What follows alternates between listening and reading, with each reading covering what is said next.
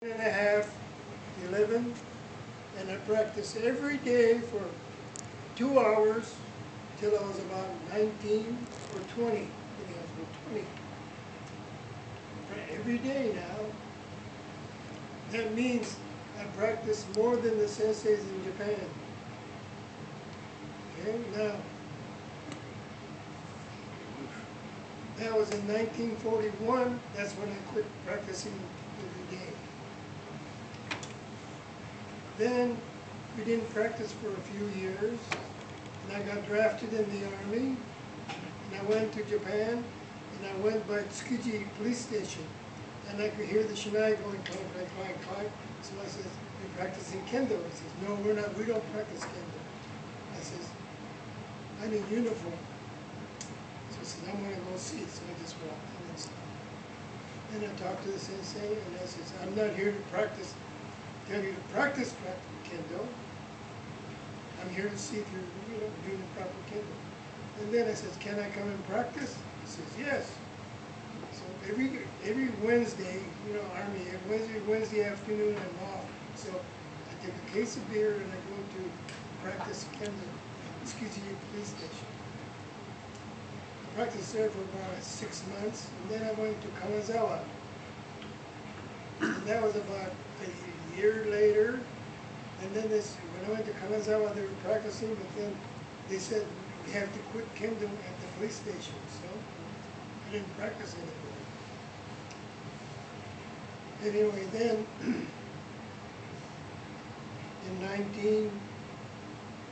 the next time I practiced Kendo was in the States almost. That was in 1950. Mori Sensei came to the States in about 50, and he started Kendo again. So I started practicing again. I mean, I didn't come back to the States until 1954, so it's after 1954 that I started practicing Kendo.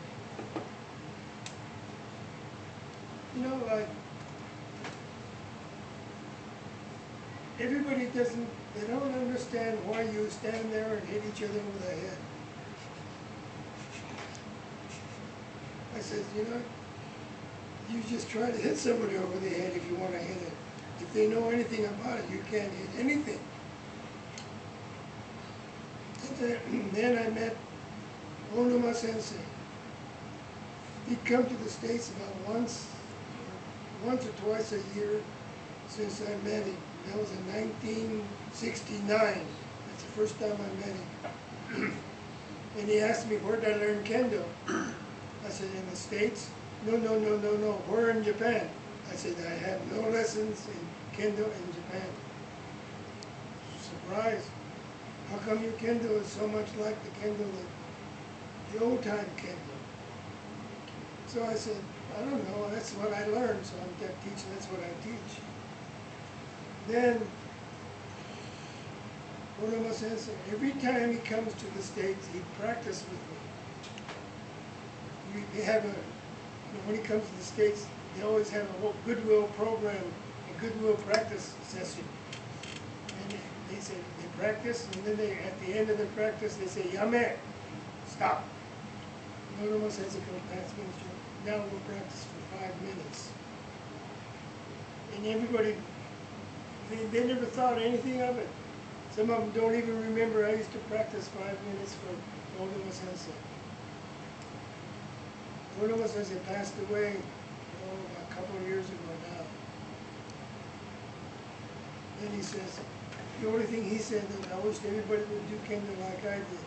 But then he says, "You ask a lot of questions for a little guy that born doing Kendo in the States." That's the way I learned Kendo. You ask a lot of questions. So I'm telling you, people, I always tell you, ask the questions, ask the questions. You practice with me. If you don't ask the questions, I may just have a practice session. But if you ask the questions, I have to explain to you why. And if I just answer halfway, you say why, I have to answer some more. Give you the real reasons why I do it that way. Okay? That's the way you learn Kendo. You gotta ask.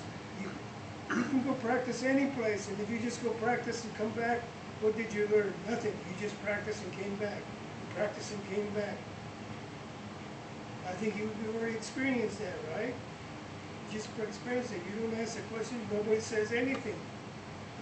So don't hesitate. Ask the questions. Right now, when like I always say, don't pound the floor. How many of you people in the Valley Dojo pound the floor? They all pound the floor. I tell you why not to pound the floor, but then they still pound the floor. When you pound the floor, when you have to lift your foot to pound the floor. Now, instead of going, man, this quickness that coming up, I've eliminated. Man, not man. The split second makes a difference in getting the point. Okay? Anyway, I'm going to be back. I'm going on 90 now, and I have a hard time moving, but then I'm going to try to teach you guys reasons why. If I tell you something, you got to do it this way. If you don't, since you do it this way, just don't take it for granted that that's the way it's got to be. Asking, then you say why. Then I'll describe it in detail why it has to be. Right now, I'm spending more time with Roger, but I can't spend too much more time with Roger. I've already gone through all that stuff with him. So now, you have to practice it. You have to think about it. If you don't answer, ask questions. Ask questions. That's the best way you can learn is ask the question. Don't hesitate. I don't care how high the sensei's rank is. You practice him once, ask the question. He's going to answer. He can't. I've heard some senseis, like even in their own dojo, the student from his own dojo asks the sensei at the dojo a question. He says, "Never mind, you just do as I say." Well, that's not an answer. He's not asking the questions to get an answer like, "Do as I say." Why? Boy, your Kendo really improved a lot. I think I'm going past my 5 minutes. I can talk for all night long.